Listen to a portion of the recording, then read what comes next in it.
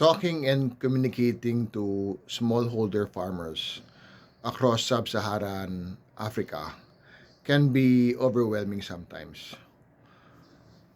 When I wake up, I get my phone to comment and reply to farmers on TikTok. When I before I eat breakfast, I check on my emails, and there's so many emails.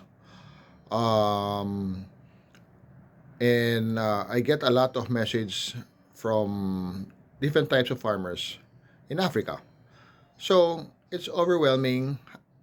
It's tiring, but at the same time, it's rewarding. So sometimes I feel all alone with no one or um, to ask for help. The good thing is, I'm starting to get some friends now in Africa, and they understand my vision and my objective. They know that I cannot do it by myself, so they're offering their services. Some are free, some are paid. So I got a few AI engineers that I'm in talk to in Nairobi, Kenya. I have a friend who's into sunflower production in northern part of Kenya. And then in Botswana, I have a few farmers who helps me with cattle farming.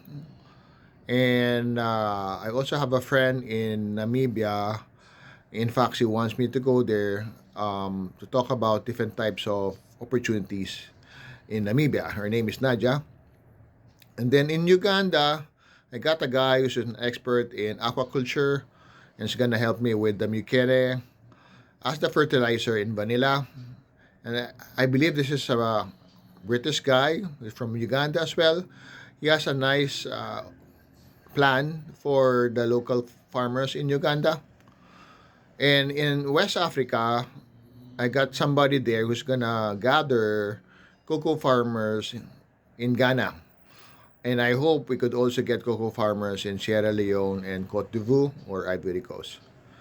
So these are just a few of friends that I met here on TikTok, and I'm very glad that I met them. And I'm sure I'll be acquiring more friends because they're gonna be helpful on my path to helping farmers in Africa.